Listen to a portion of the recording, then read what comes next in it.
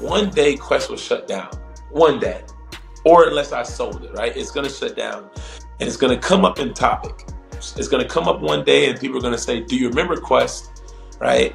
And when whatever their memory of Quest is all that I live for.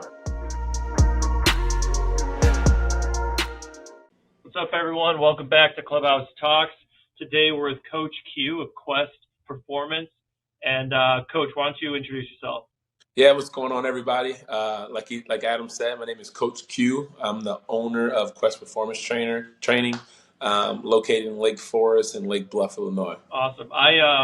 We haven't talked too much, even though we're right next door. Our offices are like at this wall. I hear you like every morning. It feels like just yelling through our office. It puts a lot of energy into our space, which are like we share a wall and you have classes going on, and your energy is contagious even through the building. Yeah, that's what I like to hear. I mean, if you're gonna get up at 5 a.m. to work out, then you better hope that you're walking into a building that has some energy to kind of get you through your workout. Absolutely. So I want to start all the episodes out by giving people kind of just a quick background on like what they're doing with their business and the scope of it, so people know like the scale of what they do before we get into stories and lessons we've learned along the way. So give us a little background on your business. Yeah, so I run a group fitness facility called Quest Performance Training, and what we have created is just basically your group fitness class that we focus on. We emphasize HIIT training, but more so the resistance training. So when we opened up and developed like this scheme, so to speak, of fitness, we wanted to make sure that people understood that yes, burning calories is big and towards, a healthier lifestyle, but we don't want to just do it through your HIIT style training and your high intensity cardio, but to also add that resistance training to help build muscle. And so we typically run like 6 classes a day, maybe 4 in the morning and 2 in the evening.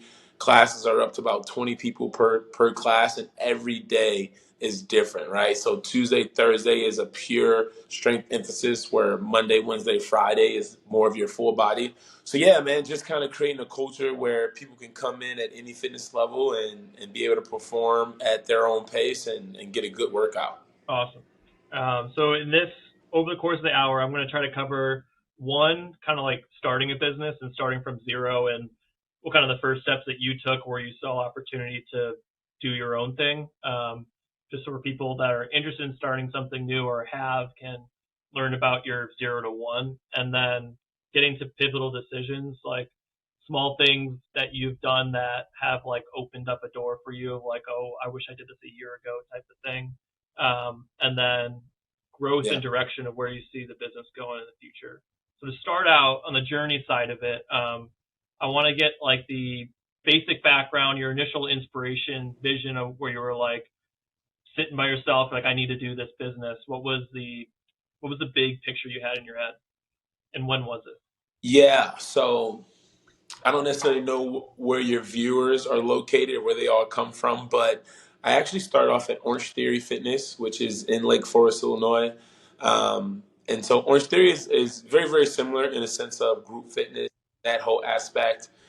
And I just got to a point where I found a passion in training groups of people. Myself, I come from a football background since I was a kid, and so you kind of get used to that aspect of a team. And so with group fitness, that's essentially what it is. You're the coach of a team, and they operate at your speed and your intensity. And so with Orange Theory, I simply just got to a point where I capped out. I couldn't necessarily earn more money there. I couldn't coach more classes. Just got to the point where I couldn't fulfill myself, with a corporate background. And so kind of just sat to myself and realized like, man, I have a pretty big following, and if I'm going to do this thing my way, then I should probably branch out and try to figure things out. And so the owner of Orange Theory, she blessed me with the opportunity to both stay at Orange Theory but kind of do my own thing. So when I started off, I was only doing private sessions, just one-on-one sessions, and that's kind of, although I just spoke about the group aspect, I knew that I wasn't going to have enough clients to start that way. So I just kind of wanted to slowly build up. And so I started with one-on-one sessions. And it all started with one of my clients asking like if they can bring a friend. So before I knew it, it was like 2-on-1. And then that friend wanted to bring someone in. And so my small groups just started to expand. And that's when the group aspect all came about. And so from there, I started, 3 days a week, I would spend at my own gym. I was renting space. So I don't want people to think that I just, took out a loan and opened up my own gym. I actually rented space from a local gym. They allowed me to bring my clients in. And then once I built up that clientele, that's when I was eventually able to branch out and get my own place. A couple of things that came to mind when you said you started. One, you said you had a decent following. What was the following? Was it like social media following, or you had like people from class that knew you and were like friendly with you? Yeah, so once again, like being in the Lake Forest community, Lake Forest is a very small community. And it's one of those communities where if you know one person, you probably know 10. And so with me being at Orange Theory, starting in around 2016, Orange Theory was like the biggest gym smoking at the time, right? Like if you're gonna work out, you want to find the closest Orange Theory. And so when you have Orange Theory in a small community like Lake Forest, everyone's coming to that gym, right? And so I was the head coach there, made a pretty good name for myself. And so that's the following that I had, right? Everyone came to see Coach Q at Orange Theory. And so when I kind of slid away from Orange Theory, I had a lot of people reaching out and not necessarily from Orange Theory, just more so referrals, right? So people that I may have trained or coached at that OTF, they like had friends that wasn't necessarily interested in Orange Theory, but they loved my style of training. And so that's how the whole thing started to kind of expand.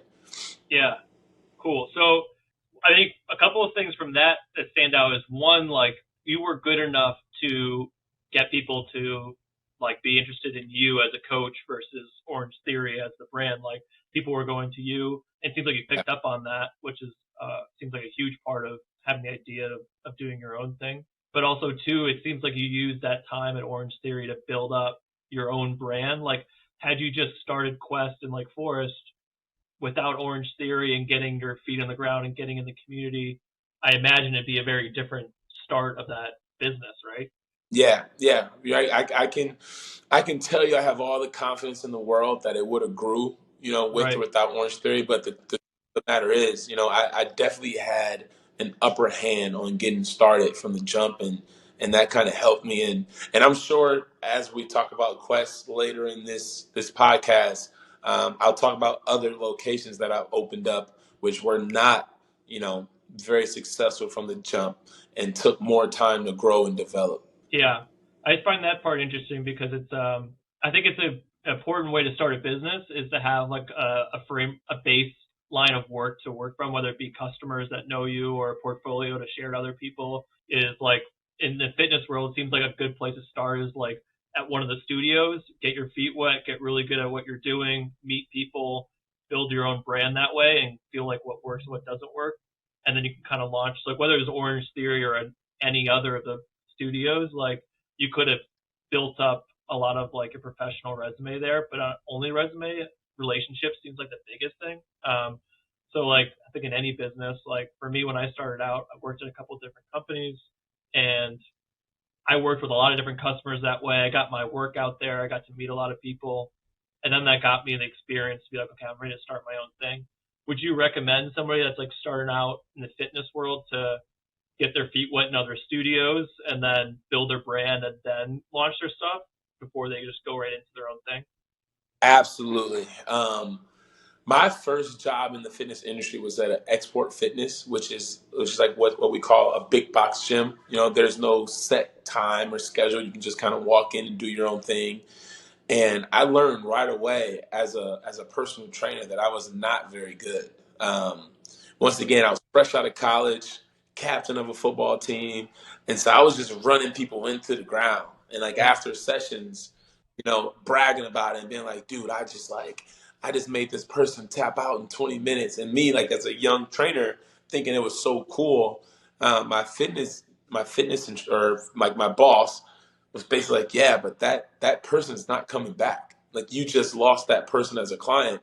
And so it changed my perspective on what it takes to be a good coach versus what it takes to be a trainer. And I say it that way because trainers just, you know, it has a fine line between the difference between a trainer and a coach. A coach will kind of take you where you are and help develop you as you go on your journey. Whereas like a trainer, there is no method to the madness. They're just there to put you through a workout and send you on your way.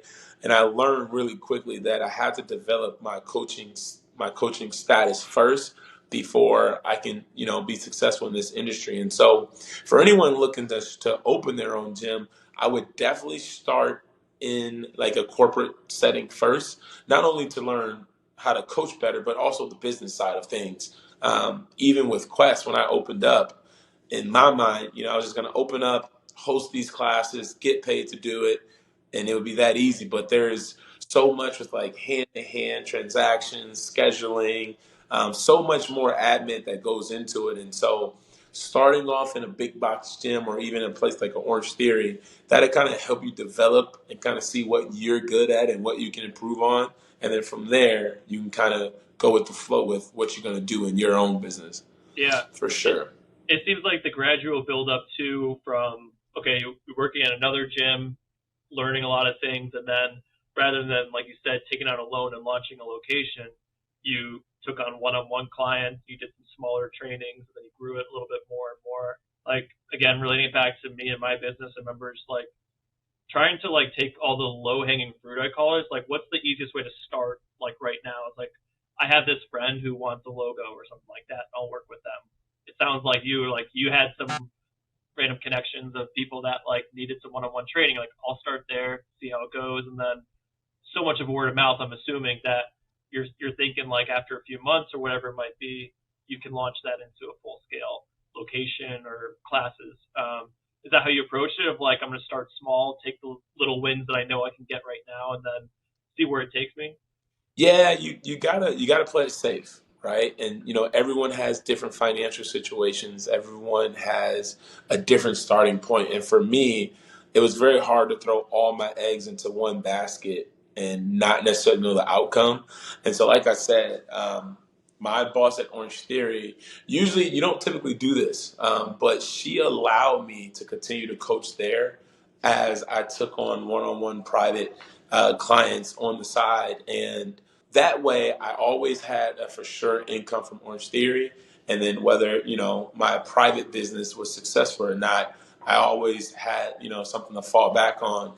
And so, fortunate for me, my private business continued to grow.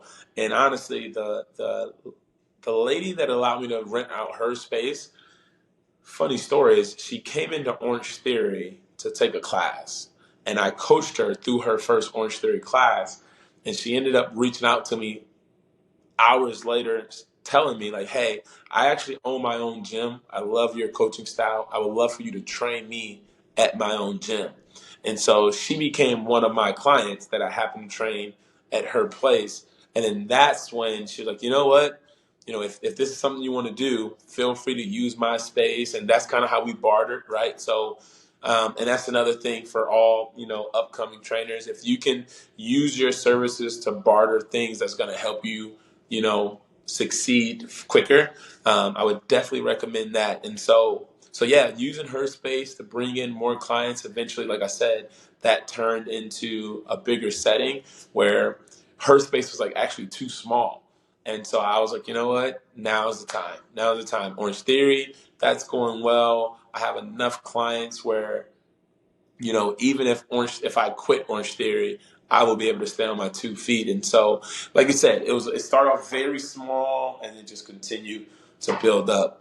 Yeah, And so that's just how for me. it's great timing with that woman that walked in and then worked out. I mean, that's kind of the way it is, like starting a business. You meet people along the way that kind of get you in these next spots. Was that like in her house, or was that like a separate studio she had, like a gym space she had? Yeah, she owned a studio literally 2 blocks down the road from Orange Theory, and I never knew it existed. She did one-on-one training herself. I think it was more of a hobby for her. Yeah. It wasn't something that she did full time, and so with her having, the vacant space, it was easy to allow someone like myself to come in and kind of get my thing started. Yeah. I think that's a huge thing that you brought up, like bartering. Like when you're a small business, especially a local small business, like everyone's trying to like help each other like grow in a sustainable way. So long as you're bringing like legitimate value to your side of the bartering agreement, whatever you figure out to like trade and services, like there's so many creative things you could do with local businesses to help you get started to get to like level two of what you're trying to get to. I encourage anybody to get creative on that side of it, because some people like to put up roadblocks or starting a business like, oh, I can't afford a space to rent out right now, or I don't have big enough clients to run a whole class. And it's like, well, if you get one person and you can trade out a space for like one day a week, whatever it is, can you build? If you're good enough, you could probably build up word of mouth, and that will spiral. And I feel like that could be used across a lot of different industries. Yeah, I am a big, big, big advocate for word of mouth referrals. Other than my social media presence, you just won't see any Quest performance training flyers out on the street. You won't see them at your local Starbucks. Um, what it's allowed is for me to build up a authentic clientele, right? Everyone knows each other. Everyone is coming from the inside out. You don't just have like random people coming from different cities. Not saying that they're not welcome, but to have a community within your gym space just helps because one, like I said, everyone's familiar, everyone's comfortable, but then also you have just a stronger sense of support from the people who are coming into the gym. Yeah, for sure. I mean, I could tell that from the outside looking in that it's like a strong community. We'll get into that side of it, like how it kind of like self marketing. It does its own marketing when you have people that are passionate from what you're doing for them and with them. To wrap Yeah. up on the journey side of it, from getting into like launching your first space, um, what were like the main headaches that you were having, that you weren't foreseeing to going into it? Yeah, so I can't speak for all businesses because I don't know how that all works out. But I think the obvious thing is, okay, how am I going to get the money to fund this project that I'm trying to create?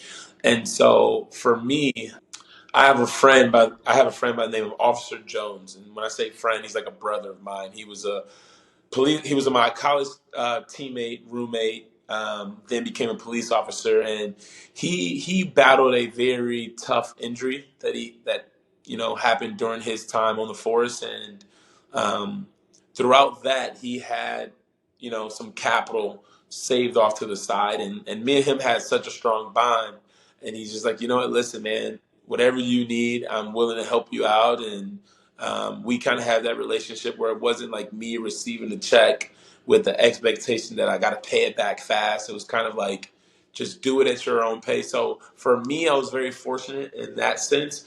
But then, you got to find the right space in the right location. And my first gym, actually, so I'm actually on my second Quest location.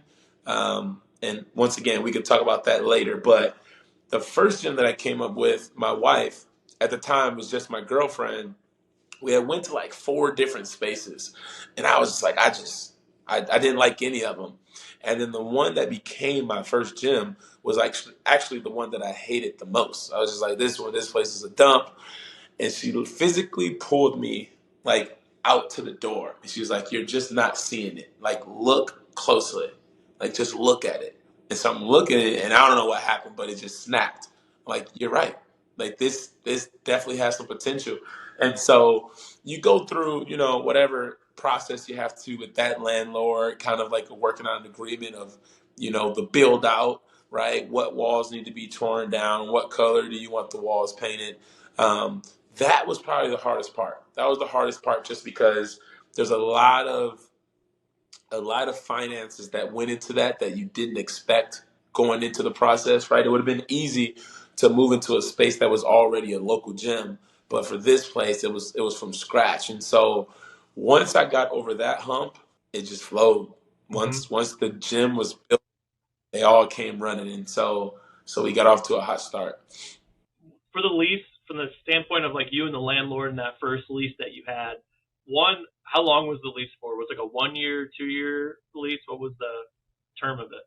So it was a 3 year lease. 3 year lease? Most yeah, Yeah. most leases they ask for at least 3 years, and so that's what mine was. And I'm kind of waiting to see what direction this is headed in, because that situation actually became very interesting based on the location that that I'm in now. That all just kind of happened like in a magical way.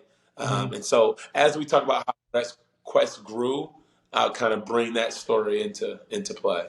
Yeah, I mean, this isn't exactly a topic I was going to get into, but I think it's definitely across a lot of different industries. Everyone's got to figure out where to get their first lease from and have their own experience, like renting out your own office lease. I mean, it's a whole other expense in your life. Like you have your home payments, rent, and then you have a new rent to pay every month. And like right before, when you're doing personal trainings, like you had that set up where if you had a booking, you knew you could pay for it because you're, training somebody. But now you're committed to 3 years, and you're like, okay, I got to make this work now for 3 years.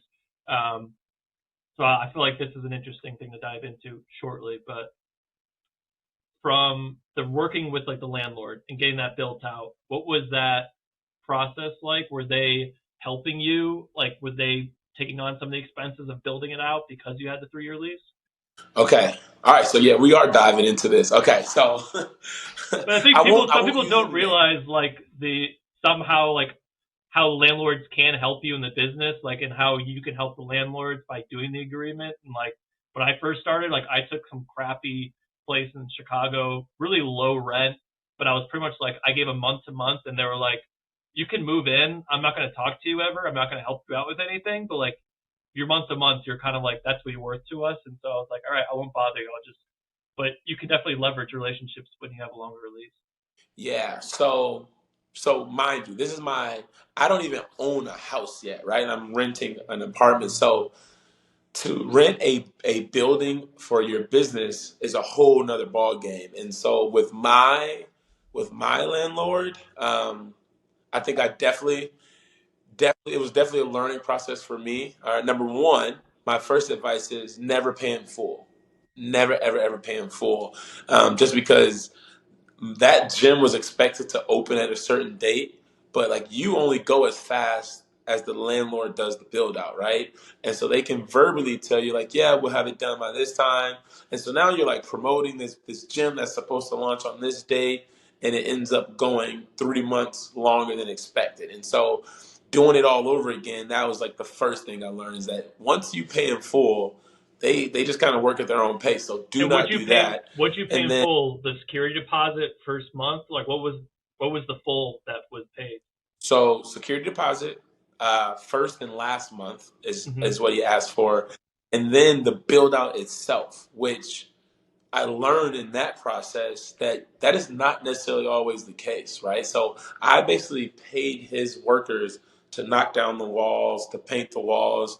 But what I learned after that was that if I wouldn't have moved in, he most likely wouldn't have gotten a tenant soon enough. So you don't necessarily need to pay for a build out of a place you're moving into. You're more so doing them a favor by committing to saying like, hey, if you knock down these walls, I will commit to 3 years. And that's the agreement. You shouldn't have to pay for them to create your build out. And so that was like the one thing that just like it killed me. It started me like in the red, just putting up so much money from this loan that I had gotten. To get the place built. But then once, like I said, it came back so fast. Right. It didn't matter in the end. Yeah. But it is a huge thing to touch on, like about paying in full and then also the build out because, as you know, like the cash flow part of the business is huge, especially when you're starting. You're so worried about like making sure you have positive cash flow. So being able to like, I think just looking at the landlord tenant relationship from a different point of view, like like you said, when I first started with the business, like I was just renting from my landlord, and I still have like very little experience with real estate, but I know ultimately there's a relationship where we're both benefiting from each other, and as long as you come to the table and be like, okay, I'm going to commit 3 years to you. You have a customer for 3 years, or you get rent paid every month, and like you have that guarantee from me. I need from you to get this place in order so I can run the business. Yeah. From their point of view too, like yeah, they have to spend money to build it out, but it's an investment in their property. They're gonna, get it redone. So if you, not all the time, like you said, the landlord, if they have a lot of people interested, they'll just get it done. They'll have somebody like you pay Yeah. for it.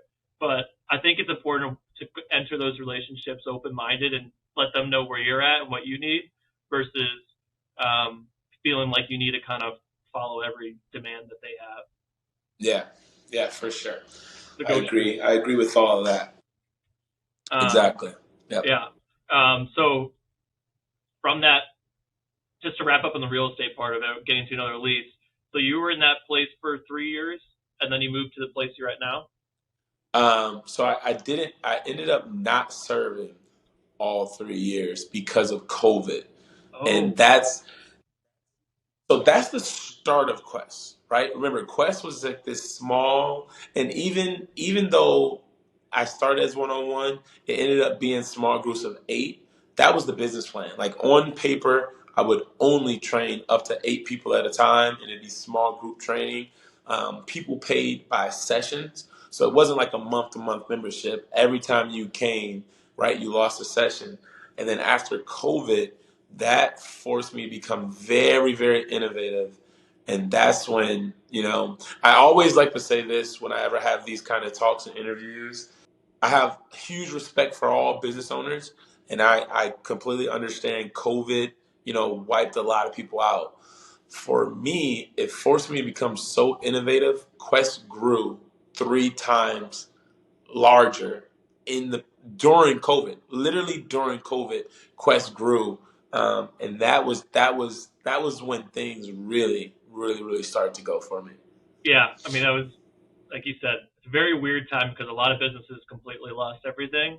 But a lot of businesses, like in the merchandise world, like for a month, everything was just gone. Everyone's like, who's ever going to buy an event T-shirt again when everything's closed? But then within Right. like 30 days, almost every business I knew in the industry was like having new T-shirt fundraisers and stores, and masks were going crazy, and like people blew up like crazy. So it definitely had a weird like up and down like that. I can't imagine from when you were starting going into COVID, what was telling you like, okay, well, I'm only going to do up to like 8 people in a class, and you can do pay as you go. Like, what was the philosophy there? Was it your way to like get into the market, or was it the way that you wanted to run the business? Like, why did you make those rules for your business? Yeah, so I wanted to make sure the workout itself was high quality, right? And when you have a group, especially with a small space, my space was 1,300 square feet. And really it was like 800 with the office space. Um, and so with a small space to cram like 20 people in there, it ruined the quality of the workout. So 8 people was just like the perfect fit based on the amount of equipment I got. Everyone was able to kind of have their own equipment at the time. Um, and then from a financial standpoint, when you can only fit 8 people and you do month to month memberships, it limits you on how much money you can actually generate. Because if you can only have up to 8 people per class, but you got like 100 members, they can't even utilize their membership. So when you go with the the basically the drop-in rates, right? Now they can kind of control how much they're spending a month. And so for me, that was just like the easiest way to go. Small group, you get that personal training feeling, but you're surrounded by people with common goals. And then from a financial standpoint, you're actually paying less, right? Like you're getting like a private session for cheaper than a private rate. And so altogether, that was the business plan. I was going to coach 5 to 6 classes a day, have the rest of my day to kind of do whatever I wanted, and only work 5 days a week. And so that's where it started. But then, after COVID, was forced to move into a bigger space to make people feel comfortable. But with that bigger space meant I could bring in more people. And then that's, when Coach Courtney, who's my wingman, that's when he got involved, and that's when it literally skyrocketed. Okay, So perfect. So we're getting to the pivotal moments now. So I wanted to talk about pivoting times in a business. COVID's obviously like, they'll set the timeline for it, but ultimately the decisions that you made because of COVID is what I want to dive into. That I feel like these decisions, if you had made these decisions even with or without COVID, your business would have grown from it. So what do you want to get into first? The space of like having bigger classes. It sounds like bringing in Courtney also helped, and having another team member to help coach people. What was your first yeah. big like aha moment of like, oh, this thing's gonna change how Quest looks? So this is when I convinced myself, like, you're a hustler. You're gonna get it done no matter what's thrown against you. And so when COVID hit, the world obviously shut down, right? So at the time, I had already quit Orange Theory. So this was my income. This was it. And I hadn't been established long enough to get one of those PPP loans. Like, you had to be a business established for a few years. So it Yeah. was like, dude, you either serve some way or like you're doomed. And so I don't know if you've seen my social media, but I have a photographer or videographer that's like on staff. And so same for him, right? Weddings was like his number one way of getting his income, but like everything was shut down. So I called him and I'm like, listen, this is what we're gonna do. We're gonna film, we're gonna spend the whole day filming me doing different exercises. And with those exercises, I'm gonna make up daily workouts and I'm going to put them out there to sell. And if you don't have equipment, now you have to come to the gym, you rent the equipment that you're going to need for the week. And then I would make sure the next week's workouts had completely different equipment. So you have to bring that back so I can sanitize it, but then you have to get a whole new set of dumbbells and weights. And so I was selling the workouts, I was renting out the equipment, and that was like bringing in more money than literally people paying, for sessions. And then so then after like a month or two of being shut down, that's when like the outdoors opened up, right? So the governor allowed you to host workouts outside. And so first, I brought everyone to Lake Forest High School. Literally put a bunch of equipment into a wagon, put it in my car, wheeled it out to the field, and we got cut off the first day. The athletic director was like, "You cannot do this," which, respectfully, he had a great point. He expressed that his own coaches can't coach sports, so there's no way he can allow a business to be ran. So I understood that, but through the connections I have with the community, Darren Madeley, who was the athletic director at LFA, he was like, "Come on over." And so he blessed me with the opportunity to use his field. I was there from like had classes at 5 all the way to 9, and so now people are like they're fiending to work out, and they don't know who I am, they don't know what this is, but they're like, all we know is this guy's hosting workouts. So I was outdoors, probably training about 30 people 5 times a day, like for 5 classes, up to 20 to 30 people. People literally walking by, like, we don't know what this is, but how much does it cost? We want in. And now, so from there, indoors open back up. And all these people that I had outdoor, they're like, yo, where are you? But my space was too small. And so one of my clients came up to me like, hey, Q, there's this gym like down the street from you that's selling equipment. I'm like, what are you like? There's no gym down the street. There's literally, so the Quest that you see today was literally a boxing gym, and I had no idea. I was right across the street, by the way. And so I walk in. I'm like, hey, why are you guys selling your equipment? There's like, COVID, we can't keep up. And so I asked them about their lease, and I'm like, how long is your lease? And they're like, we're actually gonna break it. And I was like, don't do it. I will take it. I'll take over your lease. They had it for like 2 more years. Now, mind you, my gym was on a 3-year lease, but it happened so perfectly, like it couldn't have been any better. Someone in the building that I'm in now needed a place with a loading dock. My gym had a loading dock. And so we literally just swapped. That was it. It's just like that. I basically took over this gym and their tenant took over my lease, and that was it. So there was no like legal action about breaking leases. Everything worked out. And then the grand finale, Coach Courtney. So I get this random call from a lady, and she's like, "Hey, Courtney used to run a gym in Libertyville. He didn't own it, but he was like the main guy. And his boss decided to shut it down. And so one of Courtney's clients reached out to me and was like, "Hey, my trainer is like leaving his gym. He recommended you. Could I come check out your gym?" Mind you, I had only met Courtney one time. I played him in basketball.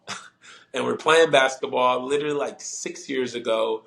And at the time, I was telling him, like, I'm trying to open my own gym. And he had all these questions, and he just remembered that moment. And so he sent one of his private clients to me. She loved it.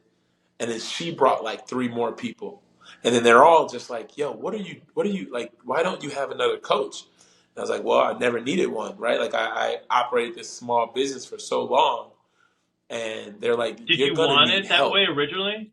Did you want it to be like just a you running the business, keep it small and controllable, and you didn't want to add in? Was that originally your thought, or is this you haven't gotten there yet? No, that was my thought. It was very easy to manage. It was 5 to 6 hours a day. What I was bringing in versus my overhead was like it was the perfect system. It was the perfect system. It was working well, and so all these people just kept telling me like, you gotta talk to Courtney. You gotta talk to Courtney.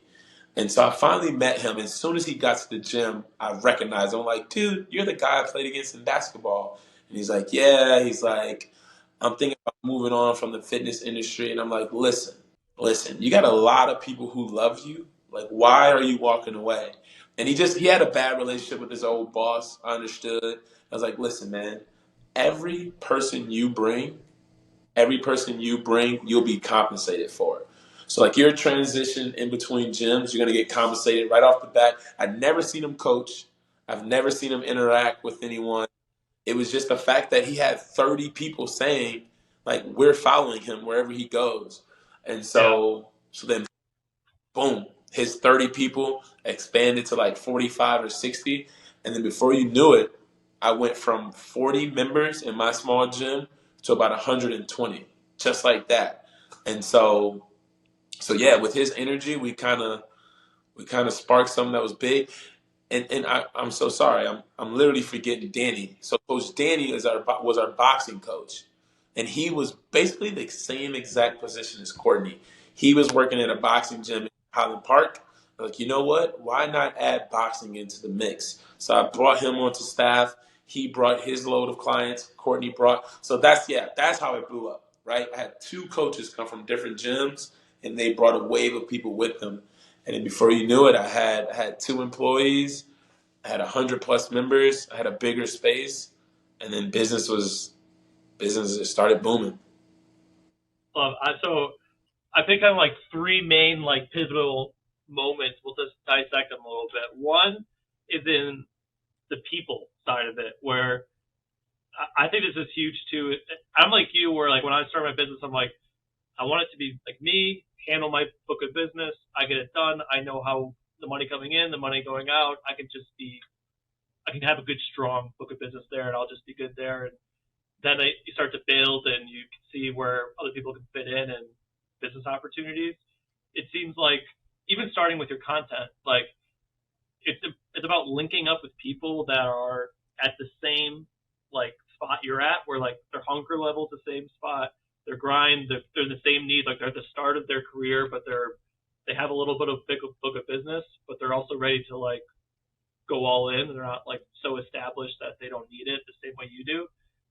You're starting a business. I think it's really important that you bring on people that want to start something too. Like that hunger is there versus bring on someone from like a corporate world that is looking for another job. It won't really usually doesn't map out the same way. The energy's got to match, I feel like. So your content Yeah. guy, his wedding events were canceled. He needed stuff to do. Like, so you guys are going to bring the same energy of like, you're going to grind to get that content out like that day. And like, Yeah. you both want it the same amount, right? And then with Courtney and Right. Danny, it sounds like the same thing. I think that's so important when you're finding people. It's really hard to have the serendipity of like someone at the same time needing something, but when you do run into people like that, I think it's important to take initiative on like making a move, especially if it's even if it goes against what you originally thought the business was going to be. Yeah. Yeah. Absolutely. Um, All those points are right on the mark. so did you when you first did? I'm assuming you didn't have that point of view like as it was happening. It was just more so like Courtney's bringing in people, Danny can bring in people. Like I'll just add you in. We'll figure it out as we go. Is that how it went originally? Yeah. Yeah. So it became a completely different business model, right? Like it was completely different. I had boxing classes now, right? Like never was that a thought. And then, oh man, me and Courtney, it's so funny. We talked about this recently. When we first started, it was the first night. It was the night before our first class together, and we were kind of programming the workout for the next day. And it took us like an hour and a half to 2 hours because we're coming from two different perspectives of Yeah. fitness, right? Like my way of thinking, he had his way of thinking. Our verbiage was different, right? Like he would say certain things. I was like, if you say that out loud, my members are gonna do this. Where he's like, no, well, my members are gonna do it this way. And so we actually, it wasn't intentional, but we split the class in half. Basically, didn't matter how many people were in class. If there's 20 people, 10 will go to one side of the room and 10 will go to the other. And we'll both demo our side of the room. And then we'll go through 20 to 30 minutes, and then everyone in the class will switch sides. And then we'll re-demo. So it was literally two classes going on at once. But then that meant that we were both working 5 days or 6 days a week, 8 classes a day. And I was like, look, man, we got to split this up. This isn't going to work. I trust you. You obviously trust me. You do these days. I'll do these days. I'll become close to your members. You become close to mine. And we got to grow together. We can't operate this gym with two different mindsets of people in the same room. And it did not create. I wouldn't go that far, but it was definitely confusing. It was definitely confusing for the members. You know, obviously his people were closer to him, and they had a hard time opening up to me, and vice versa. And so Danny actually his transition was pretty smooth because the boxing classes were like a separate entity, right? So they were on like our off hours, or they only happened during the weekend. So it was pretty smooth for him. But yeah, once we figured it out, it all came together perfectly. Sweet. So on that, to wrap up like that pivotal moment, bringing in people, I would say it seems like for a lot of other business owners, you bring on your first employee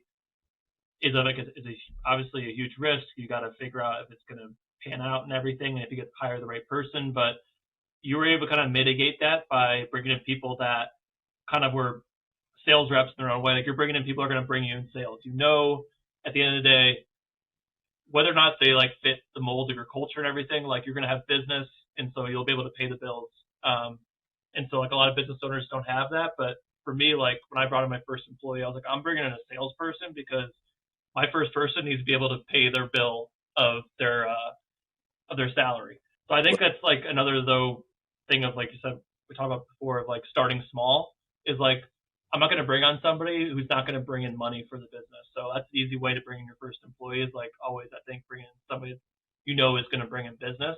And then getting to the next thing I thought was like a pivotal moment in the lesson of it. I thought it was more like just talking to people of like opportunities will find its way. So I feel like by you talking to that guy at the gym over here and by you talking to your landlord and you talking to people that you're training, like people start putting things together for you of like, oh yeah, I need somebody to fill in this thing and I need somebody to switch to Lease here. Or my friend is like leaving the industry and wants to bring over like those things don't happen if you don't start talking to people. A lot of times people can kind of get like shut down of like, oh, like, I'm running out of space here. I need to end my lease, and I don't know what's going to happen. You kind of just, you're all by yourself. So I think leveraging your community, not even asking for anything from anybody, but just talking to people in a local tight knit community, you'll find there's people that want to help out and will connect you in the right places. Yeah, yeah, absolutely. Everything that you're saying hit it right on the head. And I don't know if you're familiar with who Jesse Itzler is, but he's Yeah, someone that I've heard Jesse speak at an Orange Theory conference. And a quote that he used was, "It's not it's not what you know, and it's not who you know, but it's who knows you." And I think for forever, that quote has always been, "It's not what you know, it's who you know," right? That person that you know may be able to, knock down some walls and get you through. But it's not necessarily that you know them. They must have a relationship with you in order for that to happen. And so in the sense of like everything you're saying, that's what it came down to. Just me being able to communicate and develop a relationship with different people. You find more so instead of me reaching out for help, people kind of offer you help when they see that there's a need intact. And so yeah, relationships in business in general is probably one of the biggest things, even going back to bartering, right? There's a lot of people who may consider the way I do business as poor just because there are a few members in my gym that have free memberships, but they're not free as in they're not paying. We barter, right? And so I just partnered with a meal prep guy, right? He's supplying a lot of my members, and in return, I get meals for free, right? I won't say names, but like my CPA, right? My CPA works out there, but like I get all my tax stuff done for free. I don't necessarily, So it's things like that where none of that's possible unless you develop a relationship, and so that goes a long way in the business industry. yeah, yeah. That's interesting. And when you say like when people know you, I also think like people know about you, or like people know like what is going on with you. Like rather like you're not like talking to people about like your business woes or anything like that, but you're just talking to people about like day to day stuff, and they feel like they know you and know like again like just kind of having friends that like kind of I know like oh yeah Q's running a business, he probably wants to grow it. I know a guy who's leaving a lease, or I know a guy from this other town. Like people like connecting and people like supporting if you let them into your world a little bit. Again, not in a way of like asking for anything, just in the same way of you probably help your clients when you probably work out. I don't know how many people, and you can probably connect people, being like, yeah, this guy does this, I'll connect you to. So Oh, relationships go a long way, especially in a local community. all the time. I have like 20 college kids that come home every summer, and I'm literally like the job bank, right? So I have different families saying, I need a babysitter this week, and I sent a mass text to my college kids like, hey, I got 3 kids, one's 11, one's 10, and one's 4. They need a babysitter for 6 hours, and like these kids are all paired up, and now they Yeah, have relationships. Every summer they come back, they know that they have a job set up, and so yeah, it's not only my connections. There have been people that I've witnessed. There's couples that's been developed, like relationships within the gym. There's been jobs like passed down right through connections of the gym. It's literally become one big community of just resources. And then the cherry on top is you get a great workout in the process. So I love it. yeah, I love it. It feels weird talking about relationships in like this type of way and like a business way to how to like gain things from it, because naturally it doesn't work. Like you can't approach relationships to try to get things out of things, but it's more so to say be open to things and like put yourself in communities and situations to help other people, and you'll naturally see that like when you're part of a community, things are going to start flowing away in one way or another. And so again, it's not a way to say like how to like game a system to get a network to like do things for you, but more so like just be open minded to that. Like the more people you meet, the more opportunities you won't even think of to ask for will start to come up. Yeah. Yep. 100%. So then taking it to the last topic, well, one more thing on COVID I thought was interesting, just that like we talked about the growth of the classes and how like demand, like the one thing about COVID was like if you were in a certain niche, like demand was going crazy. Like people were craving, one, to be with other people, two, fitness, three, being outside. Like there was like a craving for it. And so when people start seeing groups doing things or people getting excited about something, like that was spreading like wildfire, I think. And I think you saw that. But it's one thing to notice that and do your thing and be like, hey, I got a good business going. Like you seized it. You're like, okay, demand's going crazy. I need to like figure out how to like jump on this and like nurture it versus just like do my business as is. I've booked out classes. So I think seizing a demand, like when you notice something's going crazy, you need to double down on it when you're running a business, because you also notice there's like slow times in the year that like you wish you had that demand back and you double down. Did you notice that like during COVID, you're like, I need to double down right now? Or what was your approach when you saw that demand like spike? Yeah, well, so the world had to adapt, right? And I think the biggest thing was working from home and this, right? A lot of Zoom, like that shot up. I didn't even hear Zoom until COVID. And Mm-hmm. so I won't necessarily say because of the high demand that I wanted to jump on the opportunity. But what I did tell myself was we may have another shutdown, right? It may not be COVID, but something else may happen where we can't operate regularly. And now it's just more so preparation, right? Like if it were to happen again, I'll be ready because I know what steps it's going to take. And so at the time, I think everyone was learning about themselves and learning about their business. So I wouldn't say it was an opportunity for me to pounce on, but at the same time, I had bills I had to pay. So I had to make sure that I was always working towards something regardless of the situation. And it forced me to push myself out of my comfort zone and take some risk. And those risks ended up, successful for me.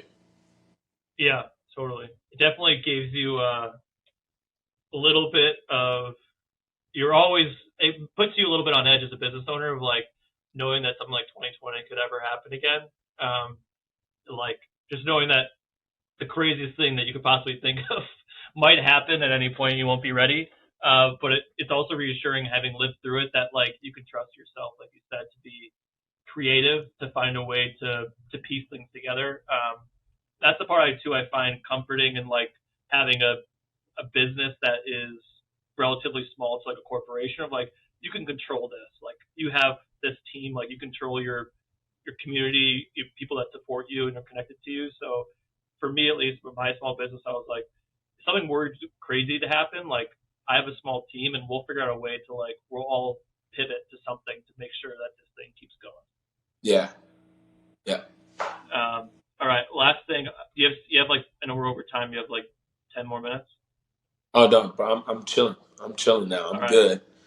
growth and direction for the business. So the idea of this is like I want to one, getting back to somebody that's like just starting to like get inspiration to like make that first jump to starting a business, but also painting the picture of what you said, like how Quest started, where it is now, and where it's going.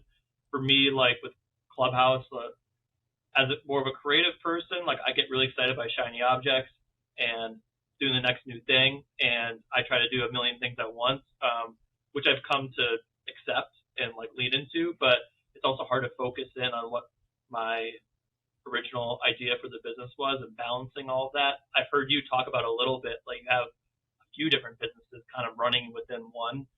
How have you managed one, growing the business as you originally planned it and pivoting, but also taking on these new endeavors of like new opportunities that come along and saying yes to those and filtering out those decisions? Yeah, man. So this is Quest opened officially in 2019.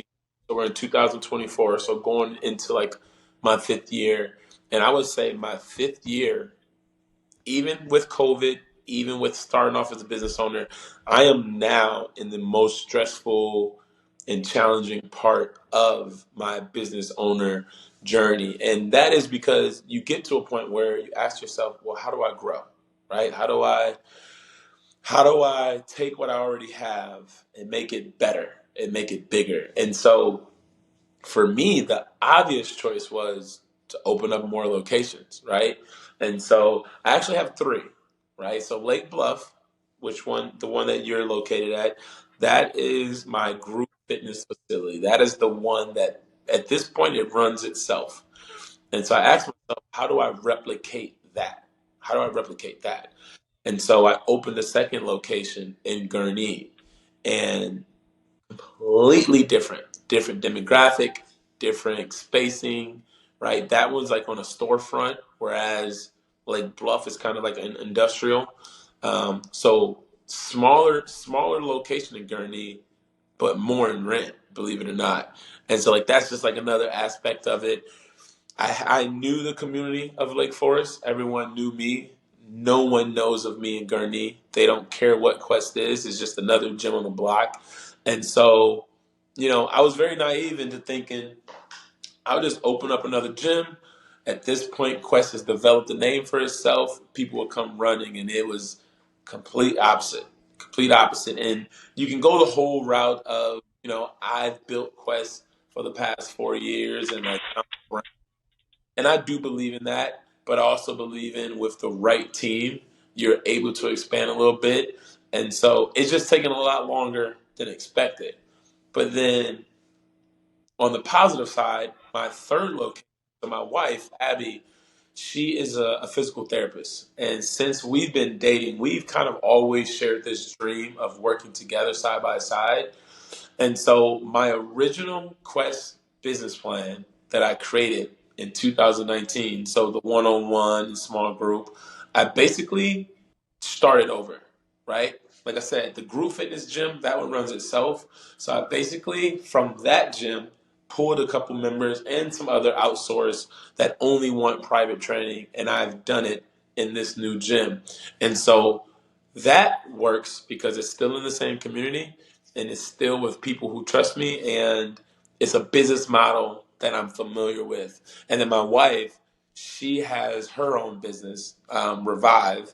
So she has her own patients coming in. So it's what we're trying to create at that location is like a one-stop shop. I'm actually sitting in the recovery room right now where we'll have like your cold plunges and your saunas. So our private clients can come in and they have access to all that stuff. And then in the next room over, I have a massage therapist, Sherry, who she runs her own business, right? It's not a Quest massage.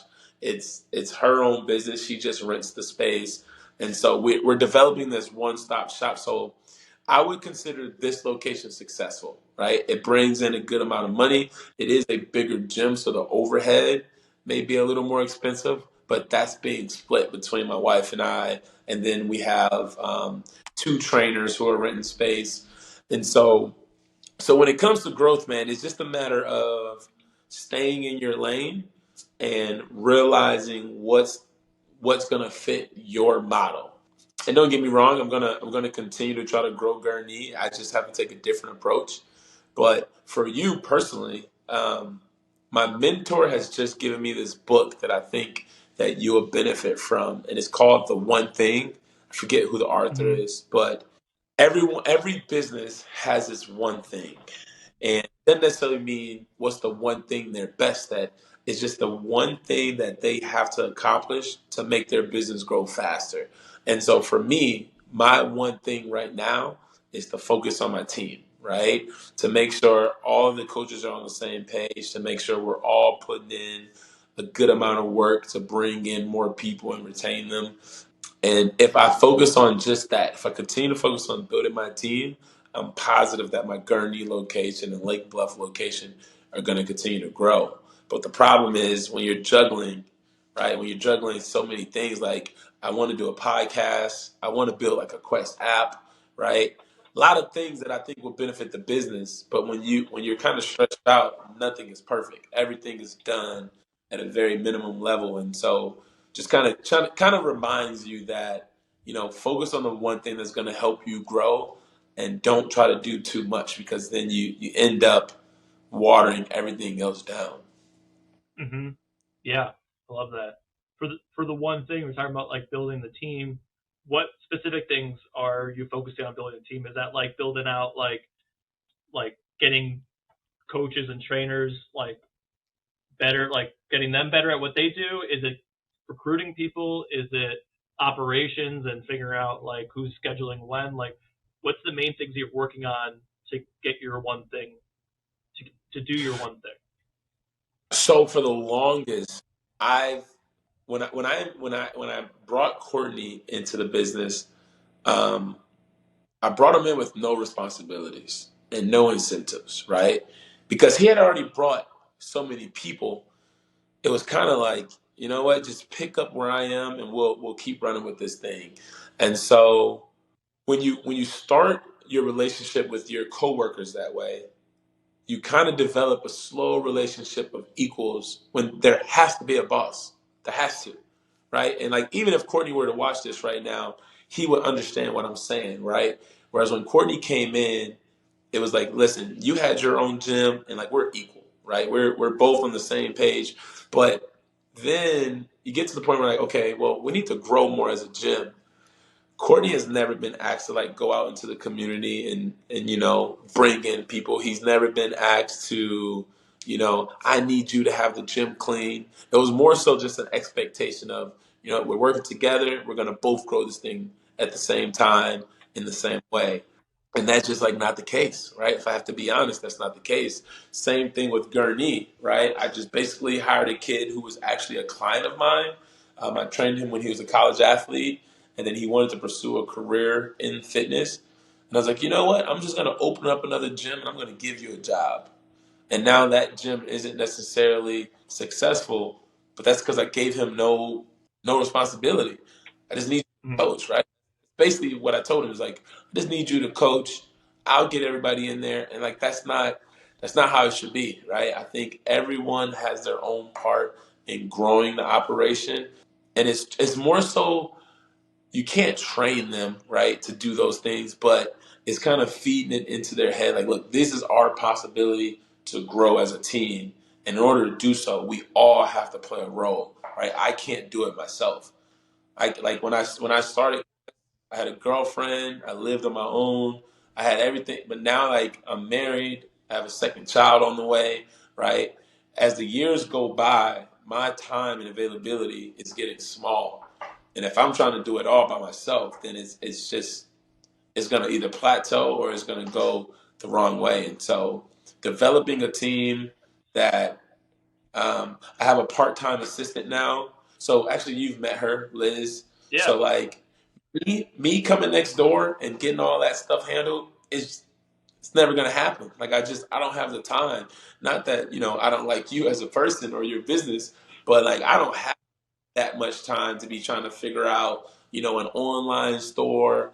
So just hiring someone like her who will eventually be full time, that all those things play a role in growing my team. Yeah. And for reference for the listeners, like you're saying, like for you to come over to the merch shop and customize and figure out the logo on them and figure out how much they cost and how much you can sell them for and all that kind of stuff is just like more stuff on your plate that is not needed. You can kind of like delegate.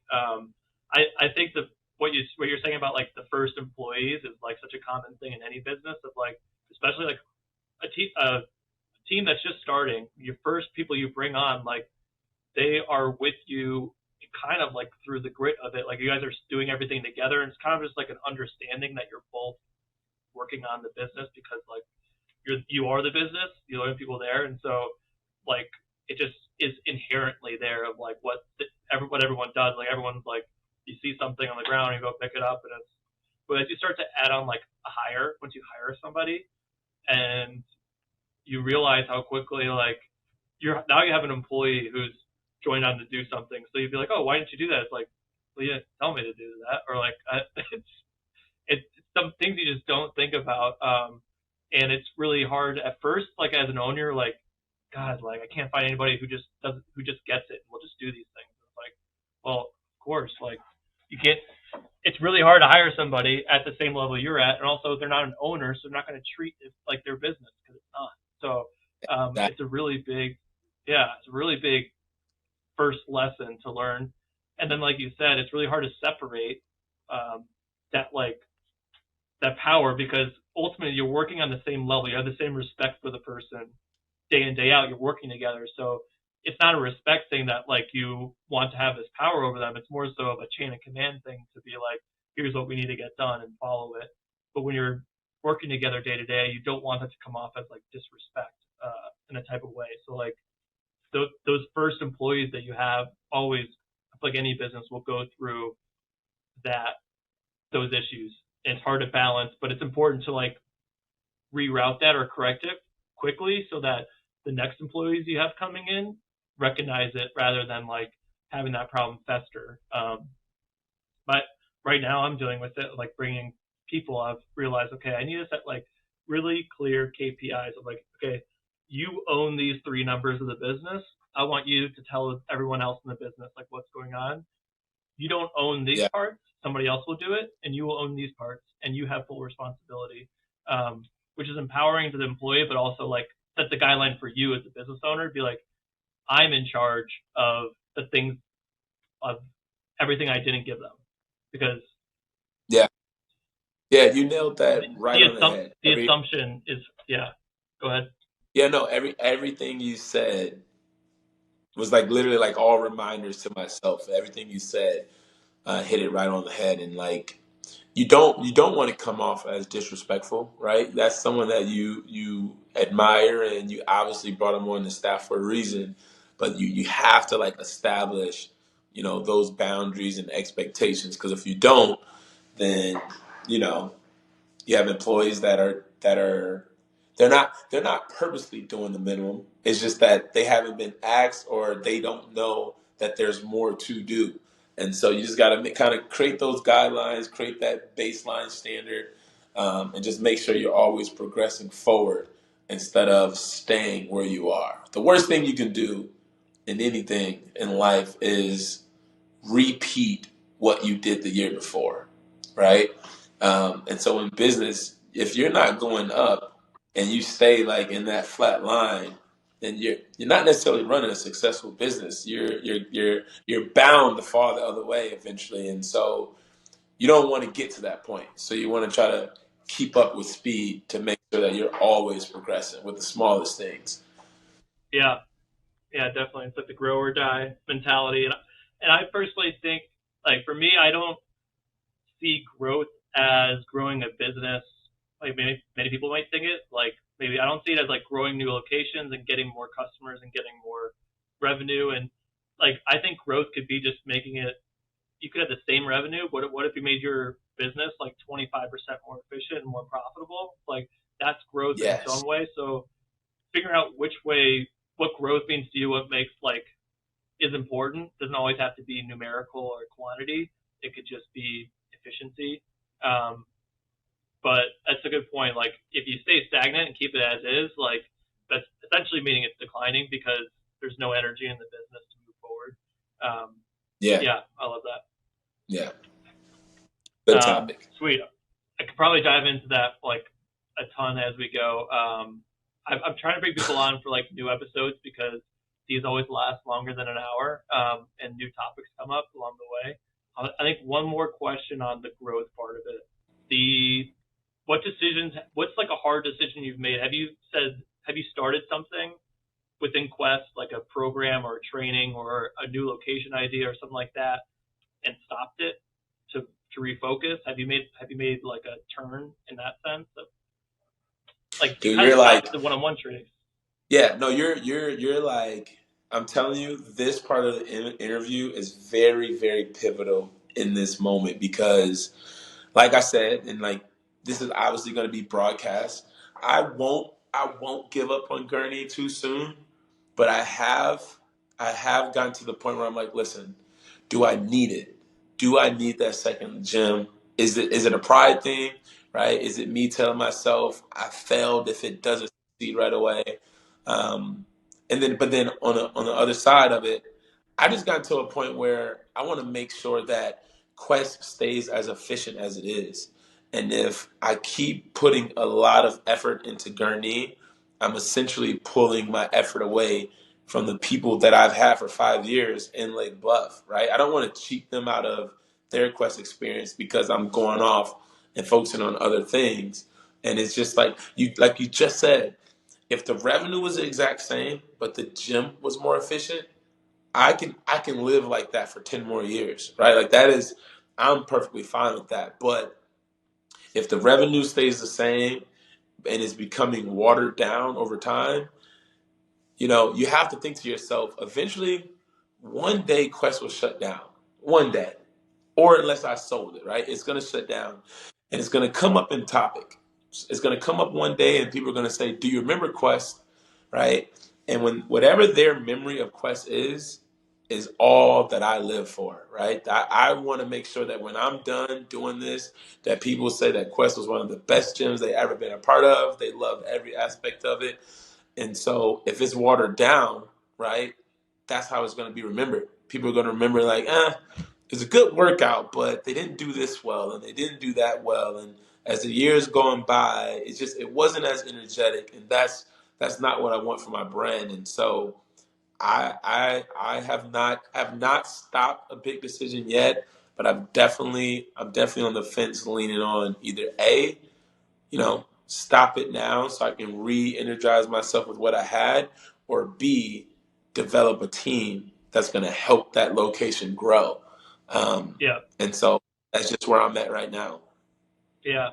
I feel like that vision or the goal, I don't know what we call that, but what you mentioned about like once Quest ends, like what people think about it, that using that as a North Star to help make a decision. Like for some people, it's like they don't care about like their reputation in 50 years. They're more so like Quest ends and I have $50 million in the bank, then I'm happy. So like some people will think Yeah. about that end goal differently, and that will help them make their pivotal decision. So like if you were to say like all I care is that it's not watered down and people get the best work out of their life, and it's okay.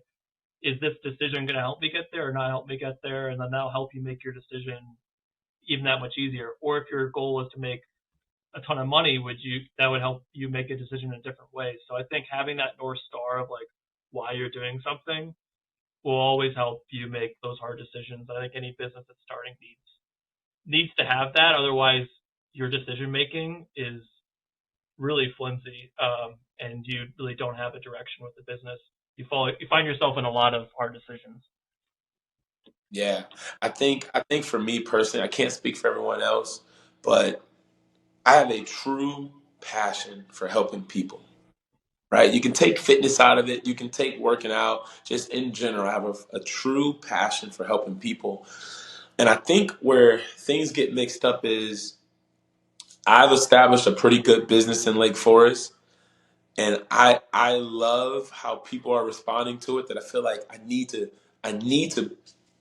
bring that spark somewhere else. There's so many people in the world that needs a Quest performance training in their life, but then you get to the point where you realize you're not meant to help everyone in the world, right? That's just the truth. That's just the harsh reality, right? There's other gyms that they can go to, and it doesn't necessarily need to be Quest. And that is a really, for me, that someone who's very passionate about it, it's a really hard pill to swallow, but it's a big line of like acceptance. Just being able to accept, listen, that same buzz that you created at one gym may not be possible, or I shouldn't say possible. It's definitely possible, but it may not be for me. It may not be up to me to create this buzz through all of Lake County. But if I have actually, you know what? Perfect. I have to give her a shout out. A lady influencer by the name of Hannah Eden. She was someone that I went to a conference and I met, and this is way before I even opened Quest, and I was on the fence about it. And I went to a conference that she spoke at, and I just basically asked her, I said, like, what's your advice? And she explained that when she started her business, she had 10 members. That's it. For the first like 5 months, she had 10 members. And if she would have stressed herself out about how many more she can get in, her business would have never succeeded. But she realized those 10 people, right? They worked 9 to 5 jobs and they invested their money into what she was providing. And so when she started to pour into those 10, that's when the rest came, right? When you as a person, you're doing something that's changing your life, you want to tell everybody about it. You want to tell your best friends, you want to tell your family, right? And so that's basically what she did. She poured everything she had into those 10 people, and they couldn't help but bring more people in, and then it expanded. And so I'm at a point where I'm realizing I need to just continue to focus on the people who've been supporting me for 5 years, and the rest will follow. But to think that I'm going to Yeah. change the world, there's a lot of influence out there who can, and I don't. It's not that I don't think I can. I'm just not in that position right now, and I just got to accept it and just kind of just stay in my lane. Stay in my lane is basically Yeah. what it comes down to. I feel like for local businesses that like goes so far because it's easy to try to figure out who else can I serve. Like I want to get like an ad down. I want to like talk to like everybody. I want to like, but reality is you turn to like who's in their inbox right now. Like those are their biggest fans. How can you make them even bigger fans? And they're already telling people. That's your best way to find your next customers rather than trying to find the other seeds. And the idea of like it's I hear it a lot. It's just like if you try to help everyone, you're helping no one. Like if you're trying to sell to everyone, you can't be everything to everyone, and you try to, you'll be nothing to everyone. So you kind of have to like niche in and be like drill into who you are to a certain segment of people, and then it grows organically from there. But I struggle with that every single day because I try to do a million things at once. That's why I do custom T-shirts, as I can help a million different customers rather than try to do my own clothing brand. I'd be too pigeonholed. Yeah, yeah, for sure. All right, I want to wrap up now because we've been on forever. But anything you want to end I with? love it. I mean, I like that last one you ended on. But anything you want to end with or a message you want to say? Yeah, man. I just think, I mean, for anyone looking to go into business, whether it's fitness, whether it's clothing line, one, understand that everyone's not gonna like your business, right? You can't please everyone. That was probably something really really hard for me to accept. It's just that there are some people out there who don't like Quest, and that it is what it is. But That for sucks. me, I know. That's the worst to realize. To be like, and then you try so hard to make that one person who doesn't like you happy, rather than making everyone else Yeah. that does like you. Like it, it's a hit to the ego, but it's game changing when you can swallow it. I'm still swallowing it. Yeah, yeah. I trust me. And you're just kind of like, what? Like, why? What can I have done different? It's not for them, and you just got to accept that. And so yeah. Anyone looking to go into business, just realize that everyone is not going to fall in love with your brand or your business right away. And then just stick to what. Always go back to your original reason of why you started. If you always come back to that, that usually leads you to success. But when you start to veer off and do other things for other reasons, it all comes crashing down. So just stick with the main thing and accept that you're not for everyone, and that is okay. Yeah, love it. We'll have to do this round two, maybe in person next time once I figure out how to actually record things with Dude, all I that. But love to. Are yeah, the topics that I love talking about, business, and I would love to learn from you. Honestly, my videographer, my wife did a podcast today. I'm kind of salty about it, so I bought my videographer these lights and microphones, but me and him just don't have time. And so my wife did a podcast today, and I'm just like, okay, now I really want to do it. So maybe having another one, like maybe I'll get back on your show. I'll start my own and bring you on, but yeah, but yeah, I'd love to go for a part two. yeah, love it. That'd be great. We could do it on your turf next time. All right, appreciate all the time.